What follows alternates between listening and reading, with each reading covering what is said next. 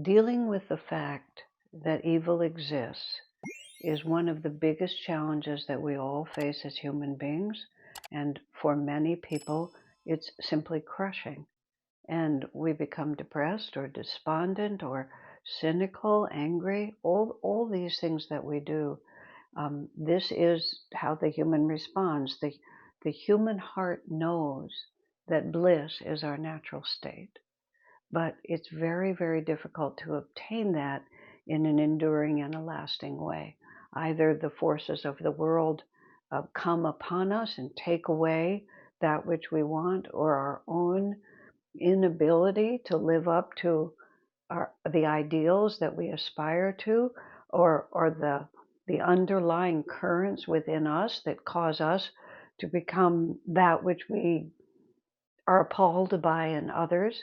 There's just so many ways in which human life, taken just as it is a nightmare. I mean, literally a nightmare. And we're living in extremely turbulent times in which many people on this planet are being subjected to the forces of evil in a way that is simply heartbreaking. So the question is there another reality? Is there another dimension? Does God exist? Does that God care about us? What is the right understanding?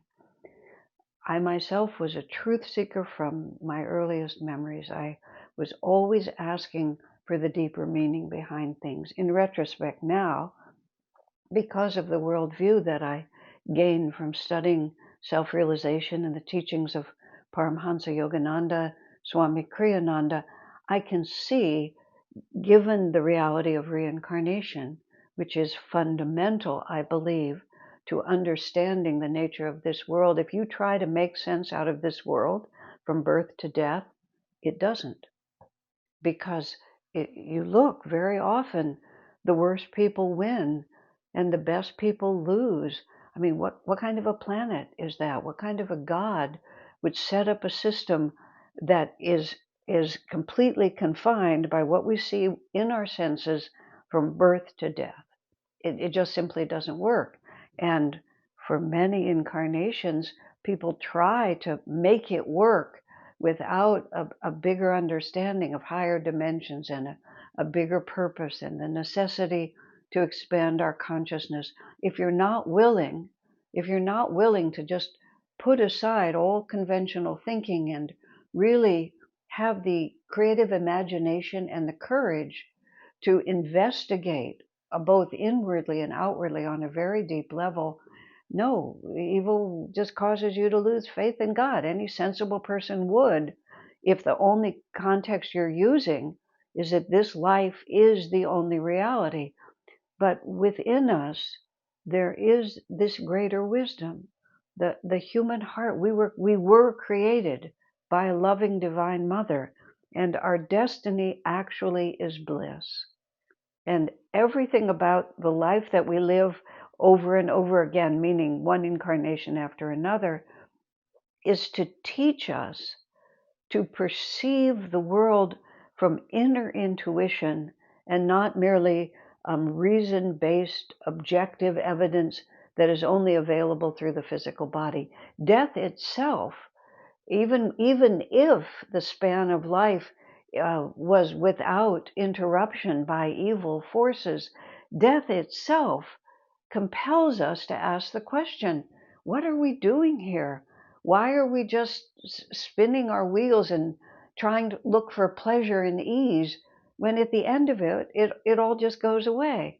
And sometimes that death comes, at the end of a long cycle. Sometimes it comes at a young age in a seemingly tragic way. Is this really all there is? Because we're moving from a lower to a higher age, and technology is expanding our capabilities, and there's an awakening consciousness also that comes as we move to a higher age. So now many people have these death and return experiences, whereas such experiences were extremely rare because of the lack of medical intervention that can restore the body when it otherwise in lower ages there was no way to restore it. so many people, and through social media we can all find them, so many people now transition out of the physical body and perceive, don't merely read about it or think about it, but actually perceive that the whole purpose of this life that we're living is entirely different than we thought it was. There's a wonderful story by a Dr. Ritchie who died when he was 21 years old. He was in the army and he got the flu, and he had a death and return experience. His book is called Return from Tomorrow, highly recommended. He was a devotee of Jesus Christ, and when he died, Jesus was there to meet him. And Jesus asked him one question: how much have you loved?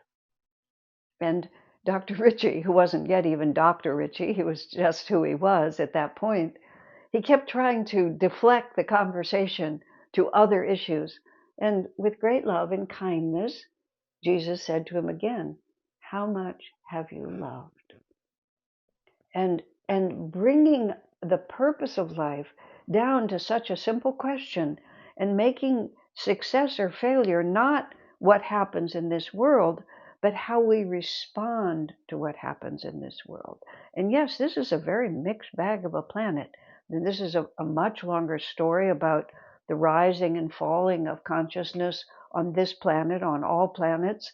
There's so many things that are part of the ancient teachings of India that are really coming into the Western world now, where we see it, where birth and death and this little world is not the only answer, and where this challenge is fundamental to giving us the incentive to put out the energy and to break the hypnosis of the little world around us, and really see an enduring, lasting reality in which even evil is not what it seems, in the sense that a better word for it, and it's not that I'm saying that evil isn't there, because human beings are driven by a very false understanding of what brings happiness and what brings suffering.